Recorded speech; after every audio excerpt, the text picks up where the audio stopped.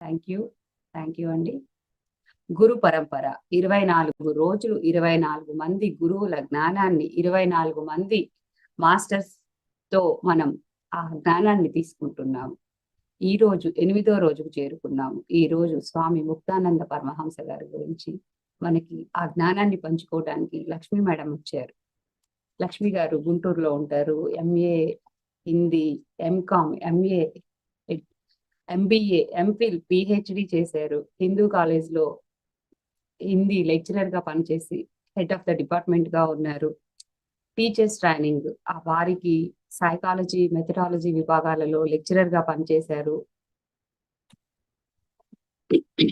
Sorry madam ఎన్నో ఎన్నో సంస్థలకి తమ విలువైన సేవలు కొనసాగించారు. ఇప్పటికీ హిందీ నేర్పిస్తూనే ఉంటారు. ఆధ్యాత్మిక మార్గంలోకి వచ్చిన తరువాత వారు సేవలన్నింటికి పక్కన విరామం పెట్టి ప్రస్తుతం ఎందరో ఆధ్యాత్మిక జ్ఞానాన్ని తీరుస్తూ చక్కగా తమకి తెలుసుకున్న జ్ఞానాన్ని ఏదైతే ఉందో దాన్ని పంచుతూ అందరికీ ఎంతో వారి ఆత్మజ్ఞానానికి, వారి ఎదుగుదలకి తోడ్పాటునిస్తున్నారు. మహా అవతార్ బాబాజీ లాహిరి మహాశయ పరపరలో క్రియాయోగ దీక్ష తీసుకొని ఆ సాధన కొనసాగిస్తూ తమని తాము తెలుసుకొని ఎంతో మందికి మార్గనిర్దేశకత్వం వహిస్తున్నారు. అలాంటి గ్రేట్ మాస్టర్ యొక్క అనుభవ జ్ఞానం ఈ రోజు స్వామి ముక్తానంద పరమహంస గారి గురించి వారి మాటల్లో మనం విందాం. Welcome madam. నమస్తే అండి. మేడం మ్యూట్ లో ఉన్నారు.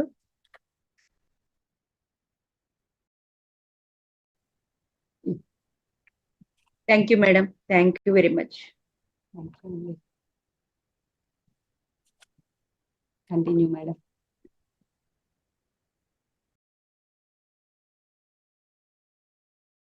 హరి ఓం.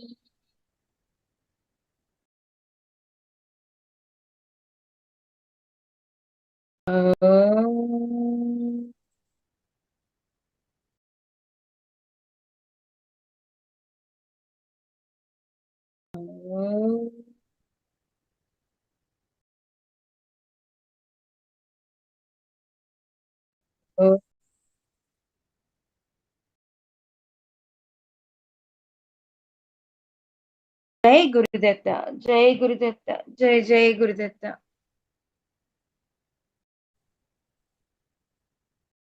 మన గురువులందరికీ కూడా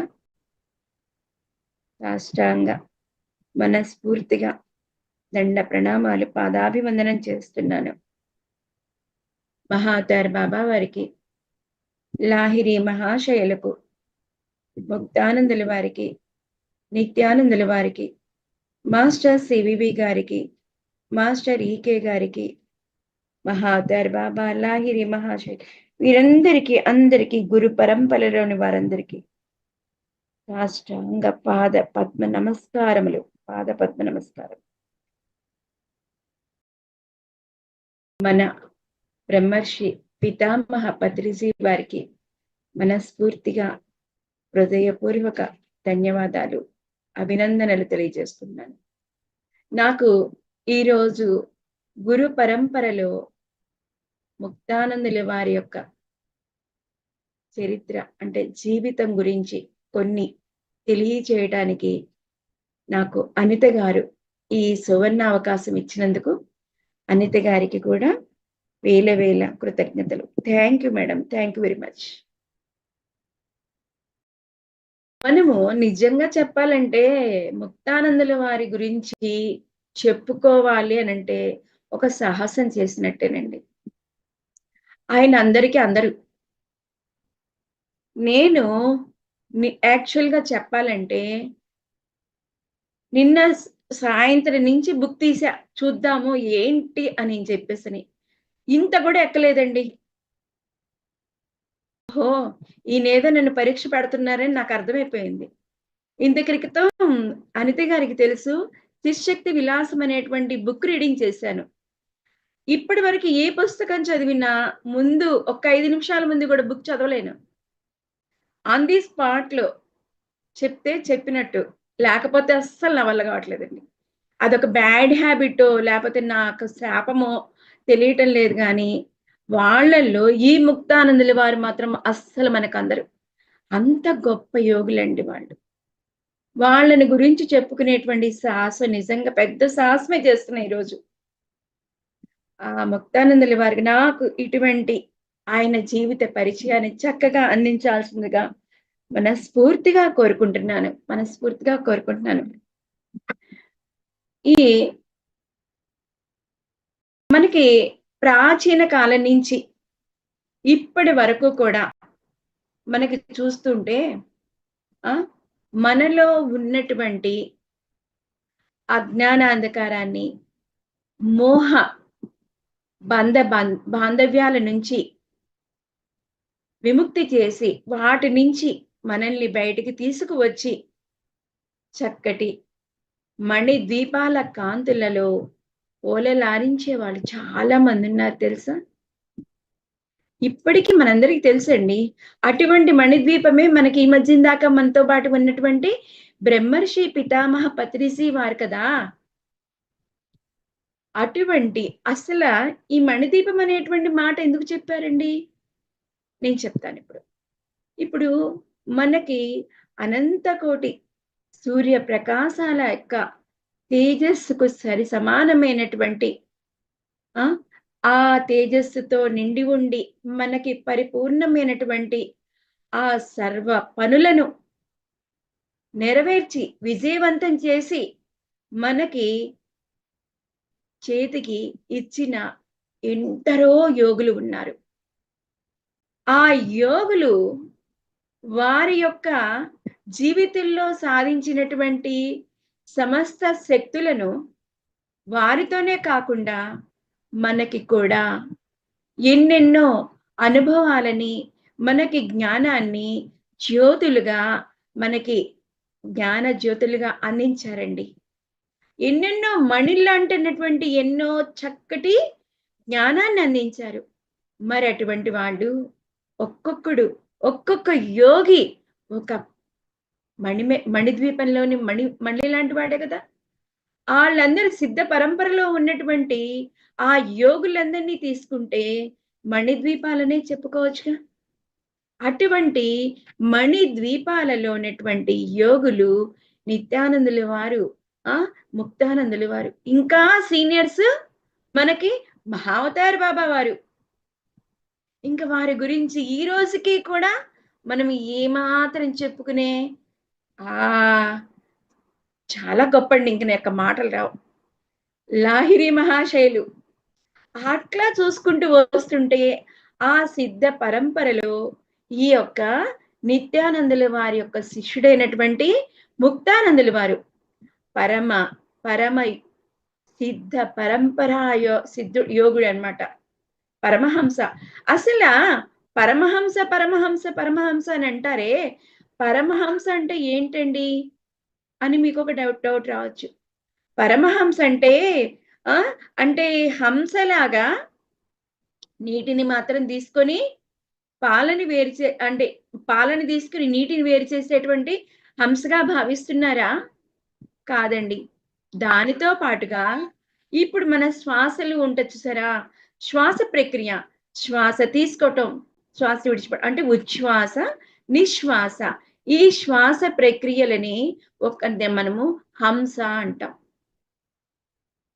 అంటే ఈ శ్వాస ప్రక్రియలు మనము నిమిషానికి 15 సార్లు ఒక ఆరోగ్యవంతుడు తీసుకుంటాడు.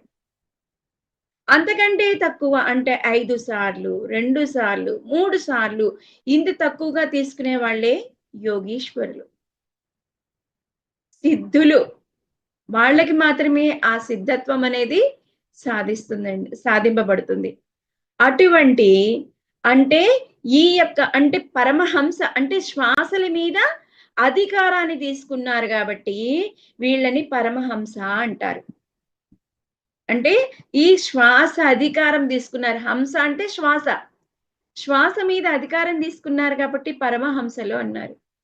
శ్వాస మీద అధికారం తీసుకున్నట్లయితే వాళ్ళు జ్ఞానానికి మరియు సిద్ధులకి కూడా వాళ్ళు చక్కటి బిడ్డలే అవుతారు. ఎన్నో సిద్ధులు పొందుతారండి.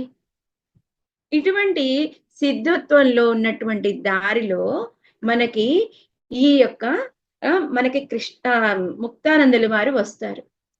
ఈ ముక్తానందుల వారు 16 మే 1908 సంవత్సరంలో జన్మించారండి. ఈయన ఏంటంటే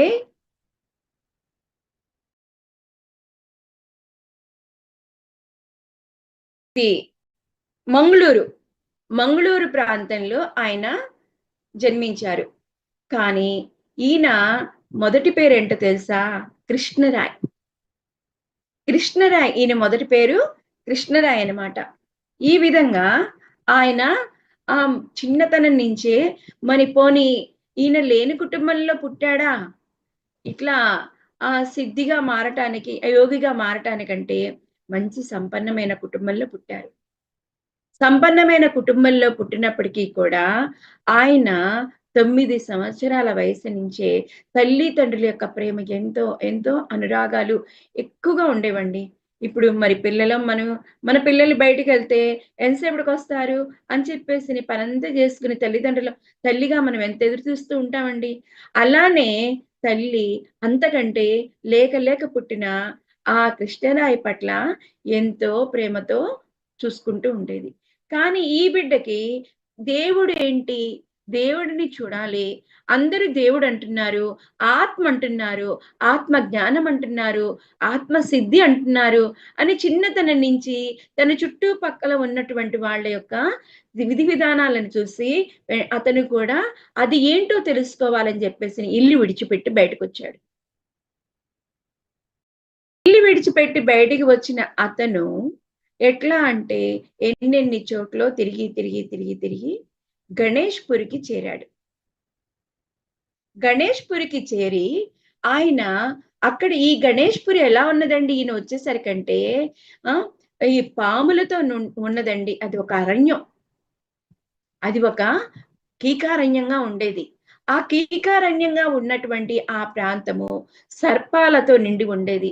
మరి చెట్లు చేమలు ఉన్నప్పుడు పుట్టలు కూడా ఉంటాయి కదండి. చెట్లు పుట్టలు అంటాం కదా. అటువంటి కీకారణ్యంలో పాములు చాలా ఉండేవి.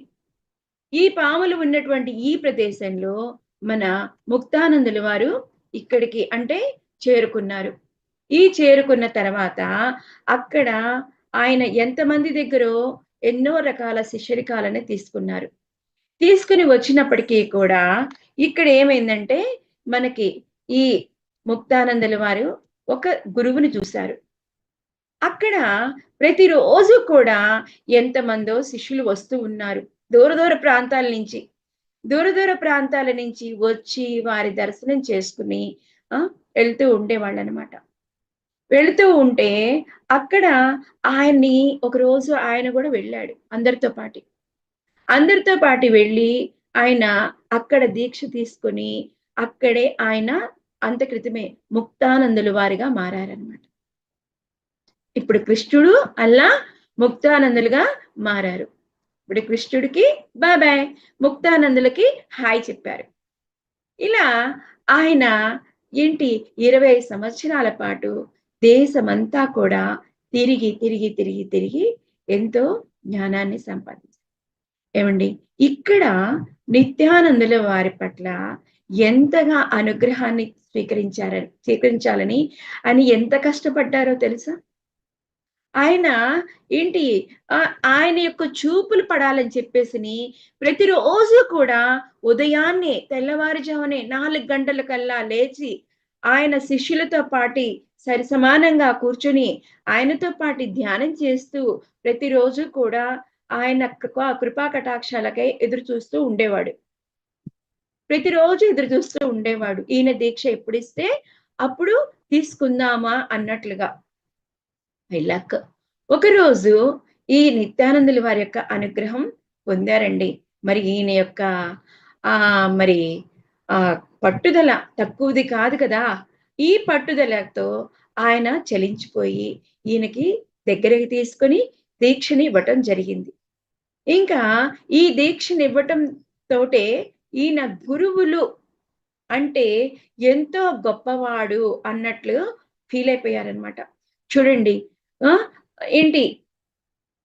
ఇక్కడ మనకి కబీర్ దాస్ గారు ఒకటి చెప్పారండి. జాతిన పూచో సాధుకి పూచులీసే జ్ఞాన్ మూలకరావు తలవారుగా పడారా అనేది ఇక్కడ గురువు గారి గురించి చెప్పారు. ఏంటి ఇంకా తర్వాత గురువు దేవుడు ఇద్దరు కనుక నాకు ఎదురుగా నిలబడితే నేను ముందు గురువుకే మొక్కుతాను, ఆ తర్వాతే దేవుడికి మొక్కుతాను. ఎందుకన్నారండి? దేవుడు అంత గొప్పవాడు ఎదురైనా కూడా గురువుకి ఎందుకు మొక్కుతానన్నాడు? గురువే ఆ దేవుడు గురించి చెప్పినటువంటి సాక్షాత్తు ప్రత్యక్ష దైవం ఆయన. అంటే సూక్ష్మ దైవుని గురించి ఈ ప్రత్యక్ష దైవము మనకు తెలియజేశాడు కాబట్టి ఈయనే ముందు నాకు దైవము అని చెప్పినట్లుగా ఈయన కూడా నాకు నిత్యానందుల వారే సర్వస్వము అని చెప్పన్నారు. అందరూ అంటారు మనము ధ్యానం చేసేటప్పుడు మరి అంటే ఆ దేవుణ్ణి తలుచుకొని ఈ దేవుణ్ణి తలుచుకొని అంటే భగవంతుడిని తలుచుకొని ధ్యానం చేస్తూ ఉంటే భగవత్ సాక్షాత్కారం జరుగుద్ది అని. కానీ ఈయన ఎలా ధ్యానం చేసేవాడు తెలుసా? నిత్యానందుల వారి యొక్క నామంతోనే, నిత్యానందుల వారి యొక్క మంత్రంతోనే, సోహం అనేటువంటి మంత్రంతో ధ్యానం చేసేవాడు. సోహం అంటే అంటే ఏంటంటే ఆత్మ పరమాత్మ, గురువు శిష్యుడు, గురు శిష్యుల యొక్క బంధాన్ని గురించి ఆయన నిత్యము స్మరిస్తూ ధ్యానం చేస్తుండేవాళ్ళు. ఈ విధంగా ఆయన నిత్యం గురువు గురువు గురువు. ఇప్పుడు గురువు గారు ఏ ముక్తానంద అని ఎక్కడి నుంచో పిలిస్తే ఈయన ఎక్కడి నుంచి ఎట్లా తెలుసా? చిన్న పిల్లవాడిలాగా పరిగెత్తుకుంటూ బడ అక్కడికి చేరుకునేవాళ్ళు. ఇప్పుడు ఈ రోజుల్లో మనల్ని చూడండి, ఎవరైనా పిలిస్తే వస్తున్నా ఆగు అని చెప్పేసి ఎంతో నిదానంగా చక్కబెట్టుకుని మనం నెమ్మదిగా నడుచుకుంటూ పోతాం. మనకి నిజంగా అటువంటి కేర్ ఉందండి? అటువంటి ఆ ముక్తానందుల వారికి అటువంటి కేర్ ఉంది. గురువు పట్ల అటువంటి శ్రద్ధ ఉన్నది. పరుగులు పెట్టేవాళ్ళు. ఆయన ఏంటి కోపంగా చూడకూడదు, నా పట్ల ఎప్పుడు అనుగ్రహంతో ఉండాలి అనేటువంటి ఉద్దేశంతో ఎప్పుడూ కూడా ఆయన గురువు గురువు గురువు గురువు అని తీసుకునేవాళ్ళు. ఇటువంటి ఈ సిద్ధ గురువుల ద్వారా ఆయన దృష్టి యొక్క, శబ్దం యొక్క, స్పర్శ యొక్క జ్ఞానాన్ని నిద్రాణం చేసుకున్నారు. అంటే గురువుని స్పర్శిస్తే చాలు, గురు దృష్టి తగిలితే చాలు, గురువు యొక్క సంకల్పం ఉంటే నా పట్ల చాలు అనేటువంటి శిష్యుడి యొక్క జ్ఞాన శక్తిని జాగృతి చేసుకున్నాడు ఆయన. అంతటి శక్తి సంపన్నుడు. మనము అంటే శిక్షకుడు అంటే ఇక్కడ మనం చాలా చిన్నదవుతుందండి. భిక్షకుడుగా మారాడినా, భిక్షకుడుగా మారాడు. భిక్షకుడుగా మారి ఆయన అక్కడ గురువు యొక్క కృప కోసం అల్లల్లాడిపోయి ఎంతో స్వయంగా ఆయన సేవ చేసుకుంటూ ఉండేవాళ్ళు.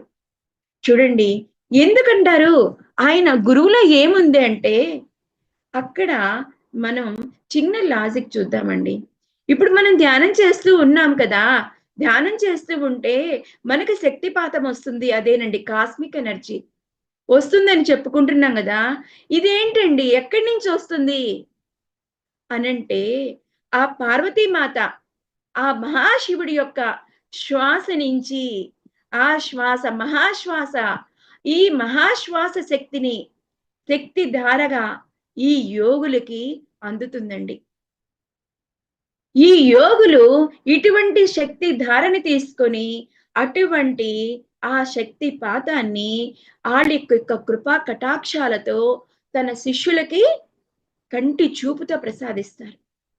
దక్షిణామూర్తి గురించి మీకు ఎవరికైనా తెలుసా? దక్షిణామూర్తి తన శిష్యులకి ఈ విధంగా స్పీచ్ ఎప్పుడు ఇవ్వాల. ఆయన ఎప్పుడూ కూడా మౌనంగా ఉంటారు. మరి మౌనంగా ఉంటే శిష్య పరంపర ఎక్కడి నుంచి వస్తుందండి? నిశ్శబ్దం అంటే ఏంటండి? ఏం మాట్లాడకుండా ఉండటమే గదా! మరి వాళ్ళకి శిష్యులు ఎలా వస్తారండి అంటే, ఆయన మౌనంతోనే వాళ్ళకి జ్ఞానాన్ని బోధించేవారట. చూడండి, అటువంటి శక్తిపాతము ఆ గురువుల దగ్గర అత్యున్నతంగా ఉంటుంది. అటువంటి శక్తిపాతాన్ని తీసుకోవటానికి ఈయన నిత్యము పరితపించేవారు. గురువు కోసం ఏంటంటే, ఈయన దివ్యమైన శక్తిపాతం పొందటానికి ఆయన ఎట్లా అంటే, తను తిన్న పళ్ళెం దగ్గర నుంచి, తను తిన్న ఆహారం దగ్గర నుంచి, తను తినేటువంటి ఆ పానీయం ఏంటి, స్నానానికి వెళితే, స్నాన కార్యక్రమాలు అన్నీ అంటే వేడి నీళ్ళు పెట్టటం, బాత్రూమ్ కడగటం, ఇటువంటివన్నీ ఉంటాయి గదా! ప్రతి చిన్న పని ఆయనకి చెప్పులు వేసి, బయటికి ఏంటి కర్ర ఊత కర్ర ఇచ్చేదాకా ప్రతిదీ కూడా ఆయన వెంట ఉండి, శిష్యుల్లా చేతులు కట్టుకుని వెనక్కి తిరిగే వాళ్ళలో ఒకరిగా చేరిపోయేదాకా ఈయన తోడుండేవాళ్ళు. ఎంత సేవ చేశాడో చూడండి. నిజంగా మనల్ని మనం గుర్తు తెచ్చుకుంటే, ఈరోజు మనం ఆ విధంగా ఉన్నామా? అందుకనే మనము ఎప్పుడూ కూడా స్వ అధ్యయనం చేసుకోవాలి. మనల్ని మనం అధ్యయించుకోవాలి. మనల్ని మనం చూసుకోవాలి అని పత్రిజీ గారు చెప్తారు. ఇది చూడండి, ఇటువంటి గురువులను చూడండి ఎంత సేవ చేసుకున్నారు అని.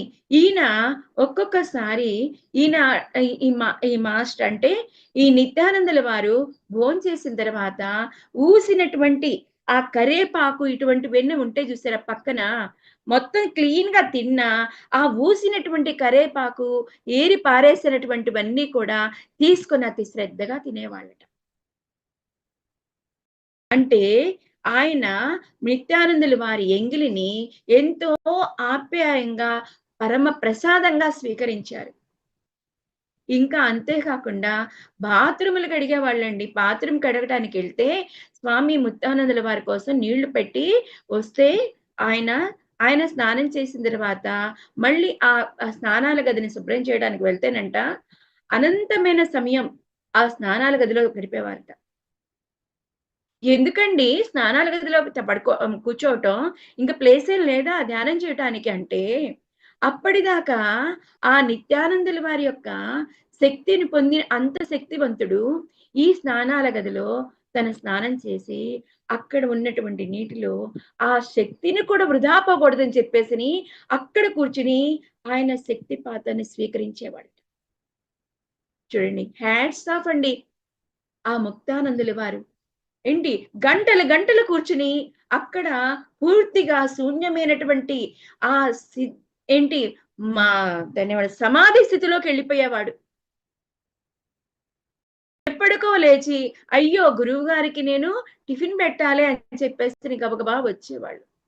అటువంటి సేవ చేశారండి ఆయన. ఒకసారి ఆయన నిత్యానందుల వారు ఆ రూమ్‌లో అటువైపు ఒక పెద్ద గది. అంటే ఒక రకంగా ఆడిటోరియం అని చెప్పొచ్చు. ఈరోజు మన మాటలలో ఆడిటోరియంలో అటు చివర గురువుగారు కూర్చున్నారు. ఇటు చివర ముక్తానందుల వారు కూర్చున్నారు. గురువుగారు నిత్యానందుల వారు ఏంటి ఈ విధంగా ఇప్పుడు నేను ఓంకారాలు చెప్పాను చూసారా? అటువంటి ఓంకారాలు చేసుకుంటూ ధ్యానం చేస్తూ ఉన్నారట. కాసేపటికి ఈ ఓంకారం అనేది నిజంగా ఎంత పవర్‌ఫుల్ అంటే ఒక్కొక్కసారి మనం ఆ ధ్వనిని గనక వింటే మన వెన్ను జలధరిస్తది. అంటే కుండలిని కదులుతుందని అర్థం. ఆ! అక్కడ అలా విధంగా ముక్తానందుల వారు దూరంగా ఉండి వింటున్నారు. ఒక్కసారిగా ఈ నిత్యానందుల వారి ఒంటి మీద బట్టలు ఏమీ ఉండవు. ఒక చిన్న లంగోట ఒకటేసుకుంటారు. కానీ ఆ రోజు ఏంటి మోకాలు దాటేంత వరకు పంచె కట్టుకొని, చెప్పులేసుకొని బయటకొచ్చారట. ఊతకర్ర పట్టుకొని అటు ఇటు తిరుగుతూ ఉన్నారంట. ఏందబ్బా! ఇవాళ ఏంది వింతగా చేస్తున్నారు ఈయన అని చెప్పేసి అనుకుంటున్నారు. అనుకుంటే ఈయన చాలా ఏంటి స్టైల్‌గా ఆయన ఎన్నెన్నో వగలిపోతూ ముక్తానందుల వారి దగ్గరకొచ్చి నిలబడ్డారు. ఆ ముక్తానందుల వారు ఏం జేస్తున్నారు? ఏం జేస్తున్నారబ్బా! అని చెప్పేసి లేచి నించుని ఆయనకి కాళ్ళకి నమస్కారం చేశారు. కాళ్ళకి నమస్కారం జేసి చెప్పుల్ని చూసారు. అరేంటి మన గురువు గారు ఎప్పుడు చెప్పులు ధరించరే అని చెప్పుల వైపు అలా చూస్తూ ఉన్నారు.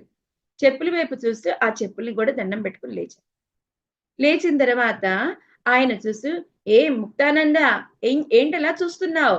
ఏం చెప్పులు బాగున్నాయా?" అనన్నట్ట. "అవును స్వామి" అన్నా అంట. "అవును గురుగారు" అని చెప్పేసంటే, "ఏం నీకు కావాలా ఈ చెప్పులు?" అనన్నా అంట. అనంటే ఏం మాట్లాడలేదు. మరి లేక లేక వేసుకున్న ఆ చెప్పులు ఆయన దగ్గర నుంచి ఎలా తీసుకుంటారు చెప్పండి మనమే? మనం తీసుకోం గదా! అలా అని తీసుకోవచ్చా? తీసుకోకూడదా? అన్నట్టుగా ఆయన నిశ్శబ్దంగా ఉన్నారంట. "ఓహ్! తీసుకో పో ఈ చెప్పులని" ఇచ్చా అంట. వెంటనే ఆ చెప్పుల్ని తీసుకొని తన దగ్గరున్నటువంటి రోజు ధ్యానం చేసేటువంటి ఒక వస్త్రం ఉంటుంది కదండీ! వాళ్ళు అదివరకి ఒకే ప్లేస్‌లో ధ్యానం చేసేవాళ్ళు. ఒకే ఏంటి ఆసనం ధరించేవాళ్ళు. ఆసనం అంటే ఎట్లా తెలుసా? ఆసనంలో దర్భాసనం కింద ఏంటి చాప పరుచుకునేవాళ్ళు. ఆ చాప మీద దర్భాసనం వేసేవాళ్ళు. ఆ దర్భాసనం మీద తెల్లటి గుడ్డ మీద ఒక ఏంటి పట్టుబట్ట వేసుకొని కూర్చునేవాళ్ళట. దర్భాసనం అనండి దాన్ని. దాని మీద కూర్చొని చక్కటి సిల్క్ బట్ట వేసి కూర్చుని దాని మీద ఇలా చేసినందువలన శక్తిపాతం అనేది చక్కగా మనకి వస్తుందంటండి. ఇది నాకు కూడా క్రియాధ్యానంలో తెలిపినటువంటి చిన్న చిన్న ఈ ట్రిక్స్ అనమాట. కూర్చునే విధానంలో కూడా ఉంటుందండి అని చెప్పినవి. ఇవి ఈ విధంగా ఆయన గూడా ఆ కూర్చునేటువంటి ఆ ఆసనం చూసారా? అంటే పూర్తిగా ఆహ్, ఆ ఆసనం ఏంటంటే పరమ పూజ్యమైనటువంటిది. ఆ! అటువంటి ఆసనానికి పక్కన ఇంకొక కొత్త ఆసనాన్ని తీసుకువచ్చి అంటే కొత్త బట్ట అన్నీ తీసుకువచ్చి కొత్త పట్టు వస్త్రము, దర్భాసనము అన్నీ తీసుకువచ్చి దాని మీద ఈ మరి చెప్పులు పెట్టి పసుపు, కుంకుమ, పువ్వులు చల్లి ఆయన నిత్యము పూజిస్తున్నారు. ఆ విధంగా తన ఆశ్రమంలో, తన గదిలో ప్రతిరోజు నిత్యానందుల వారి యొక్క పాదుకలని తను శిరసా శిరసావహిస్తూ అంటే పూజిస్తూ ఎప్పుడూ సేవిస్తూ ఉన్నాడు. సేవిస్తూ ఉంటూ ఆయన ఎప్పుడు కావాలంటే అప్పుడు ఆయన గురువుగారిని ఆ చెప్పులలో అంటే ఆ పాదుకలలో ఆయనని దర్శించుకుంటూ ఉండేవాళ్ళు. ఈ విధంగా ముక్తానందుల వారు ఆయన యొక్క గురువు యొక్క ఆహ్, శక్తిపాతం పొందటానికి రకరకాలుగా ప్రయత్నిస్తూ ఉన్నారు. ఓకే. ఈయన ధ్యానం గురించి మనం కొద్దిగా తెలుసుకుందాం. ఈయన ధ్యానం గురించి తెలుసుకుందామంటే, ఈయన చెప్పుకున్నాం గదా! క్రియా ధ్యాన సాధకుడనమాట. ఈయన ధ్యానం చేస్తూ ఉంటే, ఆయన ఆయనకి ఏంటంటే 3 యోగాలు ముఖ్యంగా చేసేవారంట. 3 క్రియలు చేసేవాళ్ళు. ఏంటంటే మూలబంధము, మండూక బంధము, జాలంధర బంధము. మూలబంధము, మండూక బంధము, జాలబంధము. మూల బంధము అని చెప్పేసినానంటే మన ఇక్కడ ఆహ్, మ మలస్ మల విసర్జన ప్రాంతంలో మలద్వారం దగ్గర కాలి మడిమని పెడతారు. కాలి మడమని పెట్టి అక్కడ అంటే అదేంటి శ్వాస యొక్క రాకపోకలను ఆపేస్తారనమాట అక్కడ. అక్కడ రాకపోకలను ఆపేస్తే వెంటనే అక్కడి నుంచి ఏమవుతుందంటే, ఆ గాలి మన లోపల ఉన్నటువంటి గాలి కింద నుంచి పోకుండా పైకి వెళ్ళిపోతుందనమాట. అంటే ఊర్ధ్వ రేజస్సు కూడా అవుతాడు. ఆ శక్తి అనేది నషాళానికి అంటే ఈ యొక్క మా సెవెంత్ చక్రాకి వెళ్తుందనమాట. సహస్రారానికి చేరుతుంది. సహస్రారానికి చేరుకుంటే అతనికి ఈ మధ్యలో ఉన్నటువంటి మూలాధారము, స్వాదిష్టానము, మణిపురక, అనాహత, విశుద్ధి, ఆజ్ఞ, సహస్రారము ఈ విధంగా నాడీ మండలం అంతా శుద్ధవుతుందండి. అదొక క్రియ చేసేవాళ్ళు. సారీ.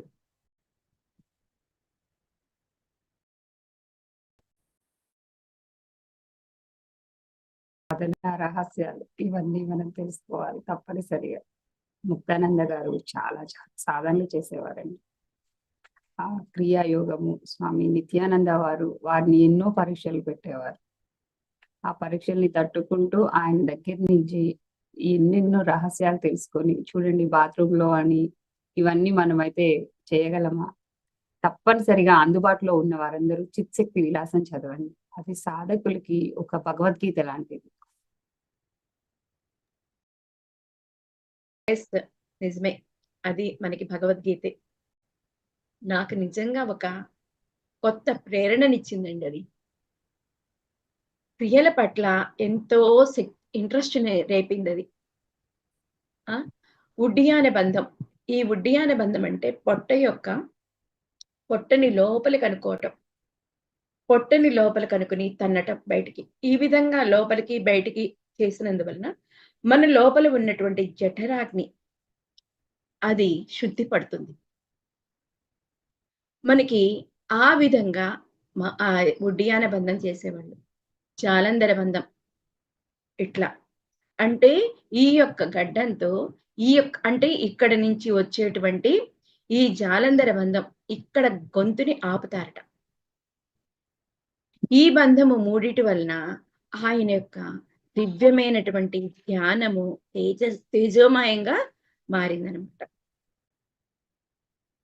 ఈ విధంగా తేజోమయంగా మారినటువంటి ఆయన ధ్యాన ప్రక్రియలో ప్రతిరోజు రోజుకి అంతకంతకు వృద్ధి చెందుతూ ఉన్నారనమాట. ఆయనకి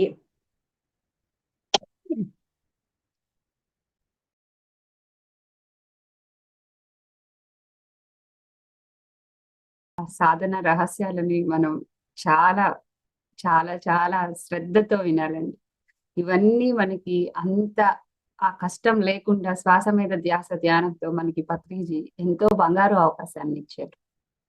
కొంతమంది సాధకులకి ఇలా మామూలుగా ధ్యానం చేసుకునేటప్పుడు కూడా లోపల రకరకాల అనుభవాలు కలుగుతూ ఉంటాయి. వాటిలో కొన్ని ఇలాంటివి కూడా ఉంటాయి. అది మనం తెలుసుకున్నప్పుడు మనం దారి తప్పే అవకాశం ఉంది. కంటిన్యూ. ఈ విధంగా ప్రాచీన కాలం నుంచి కూడా మహర్షులు ఈ విధంగా క్రియల పట్ల ఎంతో శ్రద్ధతో గురువులను సేవిస్తూ ఆఖరికి సాక్షాత్ భగవద్గీతలో చెప్పినటువంటి ఆ శ్రీకృష్ణుడు కూడా సాందీప ముని దగ్గర ఆ ముని సేవ చేసుకుంటూనే నేర్చుకున్నాడండి. ఆయన ఈ విధంగా నేర్చుకొని మనకి ఈ రోజు మనకి జగద్గురువు అయ్యాడు. అంటే ఇప్పుడు మనం ఎప్పుడూ కూడా గురువుల పట్ల అతి వినయంగా శ్రద్ధాభక్తులతో నేర్చుకుంటూ మనం మున్ముందుకు రావాలి. ఆయన కేచర్ ముద్ర వేసేవాడు. కేచర్ ముద్ర అంటే తెలుసు, అంటే నాలిక మడత పెట్టి ధ్యానం చేయటం. శాంభవి ముద్ర వేసేవాళ్ళు. అంటే ఈ కళ్ళని మనము ఈ ఆజ్ఞా చక్రం దగ్గర నిలపటం. శాంభవి ముద్ర వేసేవాళ్ళు. ఇంకా మహాముద్ర వేసేవాళ్ళు.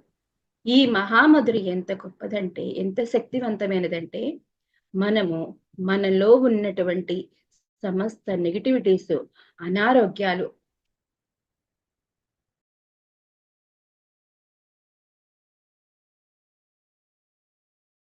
అన్నీ తొలగిపోతాయి అన్నమాట. ఎన్ని అనారోగ్యాలండి మనకి. ఎట్లా అంటే ఆయన 2 కాళ్ళ యొక్క వేళ్ళని 2 చేతులతో బొటన వేళ్ళని పట్టుకునేవాళ్ళు. పట్టుకుని తన తలని మోకాళ్ళ మధ్యలో ఆనించేవాళ్ళు. ఇలా చేసినందువలన ఒకసారి ఆలోచించండి. మేడం ఒక్కసారి క్లియర్ చేసుకోండి, పర్వాలేదు. ఒక్కసారి మీరు ఆలోచించండి ఎలా ఉంటారు. మనకి వెన్నంతా వంగిపోయి ఉంటది కదా. ఆ వంగిపోయిన ఆ వెన్నులో ఉన్నటువంటి మన చక్రాలన్నీ కూడా చక్కగా శుద్ధిపడి యాక్టివేట్ అవుతాయి. అలా ఇవన్నీ ఎప్పుడైతే యాక్టివేట్ అవుతాయో మనకి ఆజ్ఞా చక్రం దగ్గర కూడా మనకి జాగృతి జరగటానికి అవకాశం ఉంటుంది. ఎప్పుడైతే ఆజ్ఞా చక్రం దగ్గర ప్రాసెస్ జరిగి మనకి ఈ సిద్ధులందరికీ కూడాను భూత భవిష్యత్ వర్తమాన కాలాలు తెలవటం మిగినవుతాయి.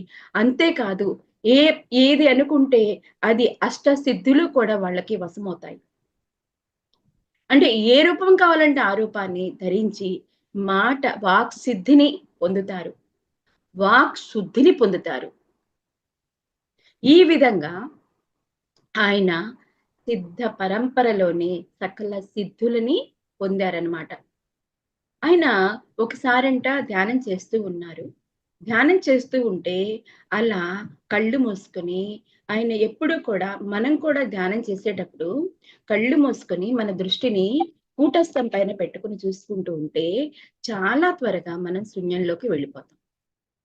అంటే మన మనసుకి ఏది పనివ్వకపోతే మనం కేవలం శ్వాస మీదే ధ్యాస పెట్టినా కూడా చాలా మంది మనం అనుకుంటూ ఉంటాం కదా, ఏమండి మాకు తొందరగా మనసు శూన్యం అవటం లేదండి అని. అందుకని ఏం చేస్తారంటే కంటికి కూడా ఒక పని పెట్టండి. మనసుకే కాకుండా కంటికి కూడా ఒక పని పెట్టండి. ఆ పని ఏంటంటే కూటస్థాన్ని చూడండి. అంటే ఇప్పుడేమవుతుందంటే ఆ రెండిటికి పనితో మనం శూన్యమైపోతాం. ఆ శూన్యమైపోయి అక్కడ మొదటగా ఎవరికైనా సరే అంటే వాళ్ళ యొక్క ఏంటి ఆహ్, శక్తిని బట్టి వాళ్ళకి రంగులు కనబడుతూ ఉంటాయి. మళ్ళీ నలుపు కనిపించింది, తెలుపు కనిపించింది. ఇది గొప్పవాళ్ళమా, తక్కువవాళ్ళమా ఏమీ కాదు. రంగులు ప్రపంచంలో ఉన్నటువంటి లోకంలో ఉన్నటువంటి రంగులన్నీ కూడా వర్ణాలేనండి. ఆ యొక్క సూర్యుడి దగ్గర నుంచి వచ్చినటువంటి వర్ణమే. ఆఖరికి నలుపులో కూడా అన్ని వర్ణాలు ఉన్నాయి. ఓకే. ఇప్పుడు ఆయనకి మొట్టమొదటగా నల్లగా కనిపిస్తుందంట. బ్లాక్‌గా చీకటిగా కనబడుతుంది. అలానే ఆ చీకటిని చూస్తూ కూర్చునేవాళ్ళు. ఆ చీకటిని చూస్తూ కూర్చునేవాళ్ళు ఎంతసేపైనా. చివరికి ఆ చీకట్లో నుంచి బయలుదేరి కొన్నాళ్ళకి ఏం చేశారంటే ఎవరో ఆయనను చెయ్యి పట్టుకొని తీసుకెళ్తున్నట్టుగా అనిపిస్తుందంట. చూడండి. అంటే గురువు కోసం చీకట్లో తిరిగాడు. ఇప్పుడు చేయి పట్టుకున్న వాడెవరయ్యా అంటే నిత్యానందుల వారు. ఈ విధంగా ఆయన పట్టుకున్న తర్వాత ఇంక నెమ్మదిగా కాంతిలోకి వచ్చాడంట. కాంతిలోకి వచ్చి అంటే శ్వేత ఆహ్, జ్యోతి కనిపించింది. అంటే తెల్లటి జ్యోతి. తెల్లటి జ్యోతి కనిపిస్తా ఉందిక్కడ. తెల్లటి జ్యోతి కనిపిస్తా ఉంటే, అక్కడ అంటే ఫస్టు నల్లటి జ్యోతి, తర్వాత తెల్లటి జ్యోతి, శ్వేత జ్యోతి. శ్వేత జ్యోతి కనిపించిన తర్వాత అలా అంటే జ్ఞానాన్ని తీసుకుంటూ ఉన్నారు. కొన్నాళ్ళకేంటి రక్తజ్యోతి, రక్తవర్ణంలో కనిపించింది.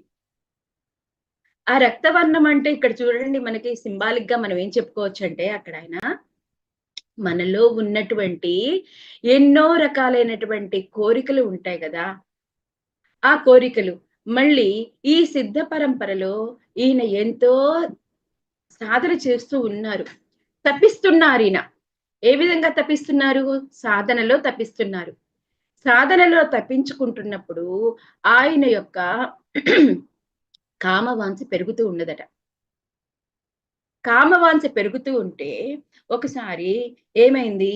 ఒక స్త్రీ నగ్నంగా అతనికి కనిపించడం మొదలుపెట్టిందంట. నగ్నంగా స్త్రీ కనిపించడం మొదలుపెట్టేసరికి అయ్యయ్యో! నాకేంది ఇటువంటి దృశ్యం కనిపించిందని చెప్పేసని భయపడ్డాడు. భయపడిన తర్వాత ఆయన ఆ విధంగా ప్రతిరోజు కనిపించేసరికి ఇంక భయమేసింది. ఆయన్ని చూడటానికి గూడా కొంతమంది శిష్యులొస్తూ ఉంటారు గదా! ప్రతిరోజు. ఇంకా స్త్రీలు ఉండేవాళ్ళు. ఇంకా ఆ రోజు నుంచి బంద్. అమ్మో! స్త్రీల పట్ల నేను పొరపాటుగా నేనేదైనా చేసినా నాకు చెడ్డ పేరు నా యొక్క ఇన్నాళ్ళ యొక్క దీక్ష పాడైపోతుంది అని చెప్పేసని రానీయకుండా ఉండేవాళ్ళు. కానీ కొన్నాళ్ళకి ఇదేందిరా అబ్బా! అని చెప్పేసినని ఆయన ఏంటి ఈ మధ్యలో ఎంతమంది స్వాములనో కలుస్తూ ఉంటారు గదా! వాళ్ళు. ఆ విధంగా జిప్రు అన్న స్వామి అనే స్వామి దగ్గరికి వెళ్లారు. గురువుగారి దగ్గరికి. జిప్రు అన్న అంటే ఎవరండి అంటే మీరు విన్నారా? అంటే ఆయన తన మలాన్ని కూడా సువాసనగా మార్చుకున్నటువంటి జిప్రు అన్న. ఆయన దగ్గరికి వెళ్తే ఆయనన్నాడట, "ఏంటి ముక్తానంద నువ్వెందుకు" ఆయన ఏంటి ఎలా కనిపించాడో చెప్తాను ఫస్ట్ సారీ. జిప్రా అన్న ఆయనకు వెళ్ళినప్పుడు ఫస్ట్ మల విసర్జన చేస్తూ కనిపించాడు. ఒక మట్టి పెంట కుప్ప మీద. మల విసర్జన చేస్తూ కూర్చుని మలాన్నంతా శరీరాన్ని రాసుకుంటున్నాడు. అది మనం వింటుంటేనే మనకి ఎలా అనిపిస్తుంది? కొద్దిగా గగురుపాటుగా ఉంటది. కానీ ఆయన ఏంటి ఇలా చేస్తున్నాడు ఈయన అనుకుంటూ దగ్గరికెళ్తున్నాడు. వెళ్తే ఆయన దగ్గరికెళ్ళే కొద్దీ సువాసనలు వస్తున్నాయి. గంధపు వాసనలు, పూల వాసనల కంటే కూడా మించేటువంటి సువాసనలు వస్తున్నాయి. ఆయన దగ్గరికి వెళ్లి ఆయనకి పాదాలకి నమస్కరిస్తే, "ఏంటి స్వామి ఇట్లా అంటే, మన లోపల మలం లేదా? మన లోపల మలినం లేదా? బయట మలినాన్ని చూస్తావేంటి? అది బయటికి వచ్చి మనల్నికి లోపల శుద్ధిపరిచింది. ఇది చాలా మంచిది. లోపల దానికంటే" అని అంటున్నాడంట. అంటే చూడండి అంత గొప్పవాళ్ళు, వాళ్ళు విడిచిన మలాన్ని సైతము కూడా శుద్ధిపరుచుకొని సువాసనలతో నింపుకున్నటువంటి మహానుభావులాయన. ఆ జిప్రి అన్నా గారు చెప్పారు కదా! "నీకు ఈ విధంగా జరుగుతున్నదండి. నాకు ఏంటి" అని చెప్పేసనంటే, "ఏమీ లేదు. అమ్మ అంటే చిశ్శక్తి మాత నీకు ఈ విధంగా కనిపించింది. నీలో ఉన్నటువంటి ఆ కామ వాంఛని తీసివేయటానికే వచ్చింది. ఎక్కడో మూలనున్నటువంటి కామ వాంఛని తీసివేయటానికి వచ్చింది" అని అతనికి "నువ్వు చక్కటి సిద్ధ గురువు అవుతావు ఆగామి రోజులలో" అని చెప్పేసి అతన్ని ఆశీర్వదించి పంపిస్తాడట. ఆశీర్వదించి పంపించిన తర్వాత ఈయన ఏంటంటే జిప్రి అన్న నమస్కరించి ఇంక బయటకు వచ్చి ఆ విధంగా ఆయన రక్తేశ్వరి, నీలేశ్వరి, శ్వేతేశ్వరి ఈ విధంగా కనిపించిన తర్వాత ఆయనకి బిందు ఛేదనం కూడా జరిగింది. బిందు ఛేదనం అంటే ఏంటంటే ఇక్కడ ఈ యొక్క ఈ మా అంటే నీలేశ్వరి మధ్యలో ఒక ఇంత స్పాట్ వస్తదండి. అంటే నువ్వు గింజ కంటే కూడా సన్ననైనటువంటిది. అంటే ఆవగింజ కంటే కూడా ఇంకా సన్ననైనది. అది మెరుస్తదనమాట. ఆ మెరిసి మనకి కనిపించేటువంటిది అంటే ఏంటంటే ఆ యొక్క ఆహ్, ఆహ్, జ్యోతులని ఛేదించుకుంటూ బయటకి అది కనబడుతుంది. బిందు ఛేదనం. అలా అంటే ఆత్మ పరమాత్మల నుంచి కూడా బయటికి వచ్చి తనని తాను చూసుకుంటాడు. అటువంటి అద్భుతమైన దర్శనం అనేది ఆయనకి బిందు ఛేదనం జరుగుతుంది. ఈ విధంగా ఈయన ఎప్పుడూ కూడా శక్తిపాతంలో శక్తి వ్యాపిస్తున్నట్లుగా అందరితో కూడాను స్త్రీలను, పురుషులను, పిల్లలను, పెద్దలను అందరినీ కూడా సమానంగా అతని యొక్క జ్ఞానాన్ని బోధిస్తూ వస్తూ ఉన్నారు. ఎట్లా అంటే ఇది ఆయన జ్ఞానం ఎలా ఉంటదంటే వస్త్రం అనేది నూలుతో నిండి ఉంటది కదా! అదే విధంగా ఈ ముక్తానందుల వారు జ్ఞానంతో నిండినటువంటి నూలు వంటివాడు.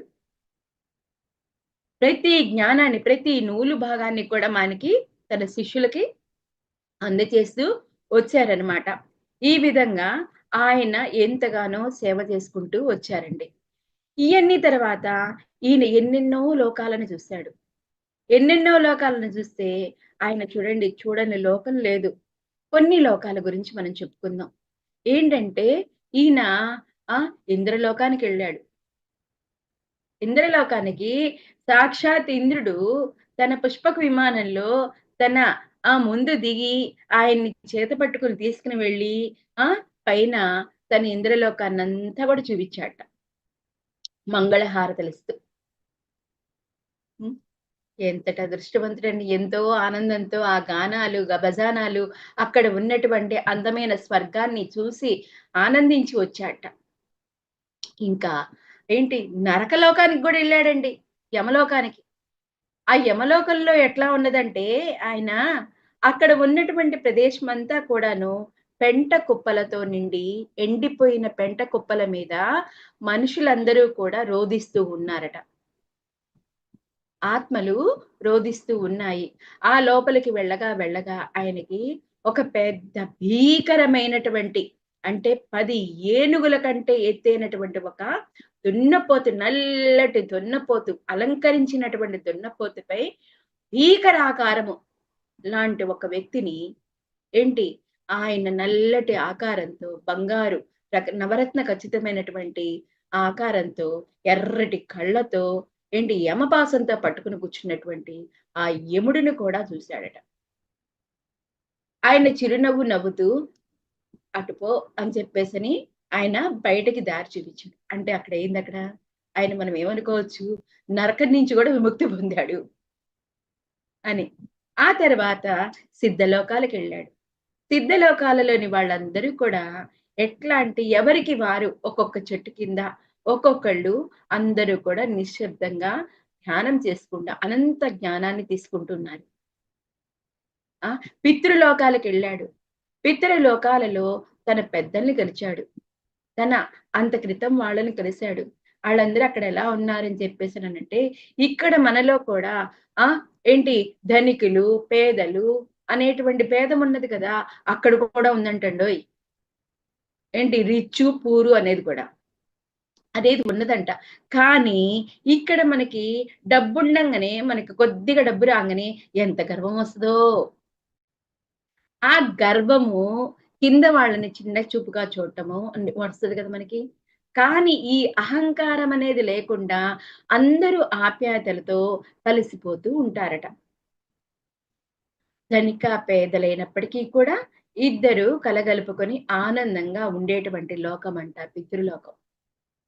ఈ విధంగా అన్ని లోకాలతో పాటుగా ఆయన పితృలోకము, సిద్ధలోకము ఆ యొక్క లోకాలన్నిటినీ కూడా చూశాడు. సువర్ణలోకం, స్వర్ణలోకం. ఒక రోజంట ఒక మహాపురుషుడు పైనుంచి కిందకు ఒక సువర్ణ పుష్పాన్ని, ఒక చక్కటి సెలయేరు ఉందంట. ఆ సెలయేరు ఉంటే ఒక పెద్ద పుష్పాన్ని, బంగారు పుష్పాన్ని కిందకేస్తున్నాడు. కిందకేస్తూ ఉంటే ఆయనకి సరాసరి రావటం కూడా చూస్తూ ఉన్నాడు. చూస్తూ ఉన్నటువంటి అతను ఒక్కసారిగా నెత్తి మీద పడింది. నెత్తి మీద పడితే ఎంత పెద్ద సౌండ్ వచ్చిందంటే ఆయనకి ఏదో బాంబు పేలినట్టు సౌండ్ వచ్చిందంట.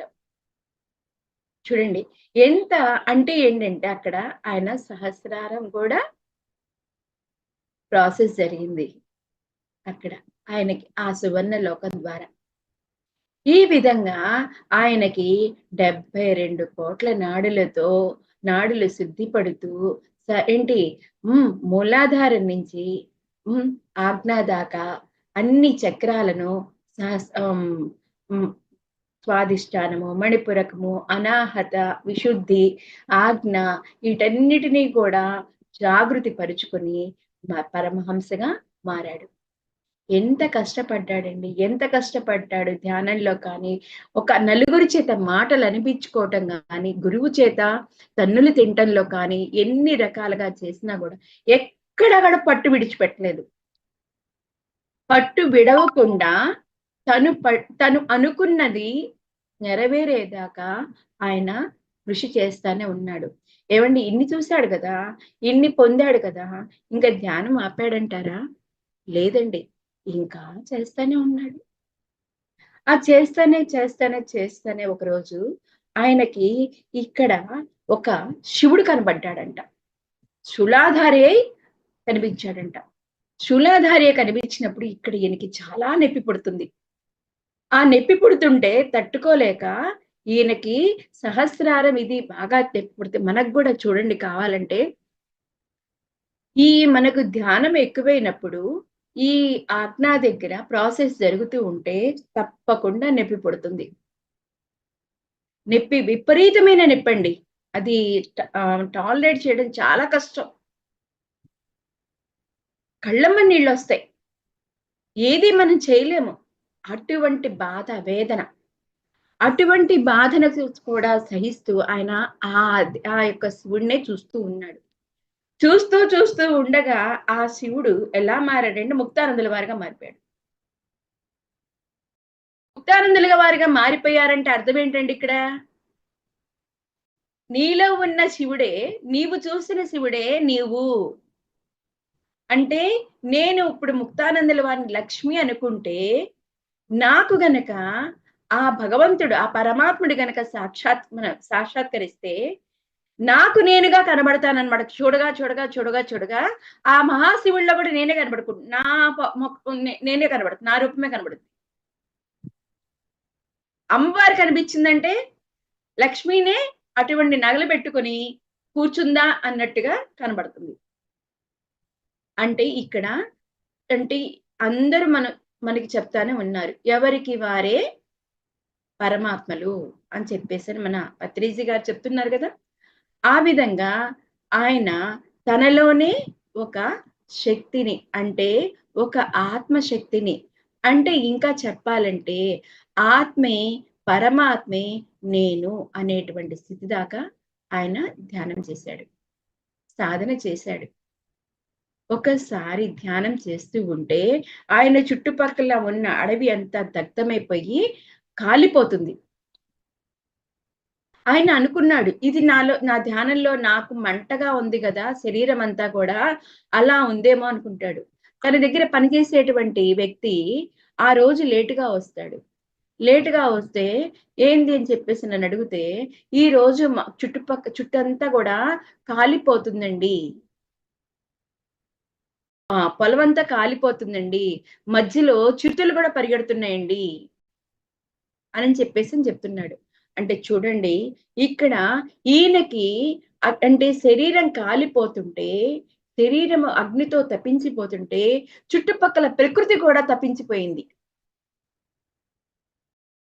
ఆయన తపమంత గొప్పది. ప్రకృతి కూడా చలించిపోయింది. అంతటి ప్రకృతిని గూడా చలింపజేసేటువంటి శక్తి ఉన్నటువంటి ఆ ముక్తానందుల వారు నిజంగా ఎంతో, ఎంతో సాధన చేసి ఎన్నెన్నో, ఎన్నెన్నో పుస్తకాలు ఆయన రాసి తన తర్వాత శక్తిని ఆ త ఆ శ తర్వాత శిష్య పరంపరలో కూడా అందచేసి ఆయన ఎళ్ళిపోయారండి. ఏంటంటే ఏ సమయంలో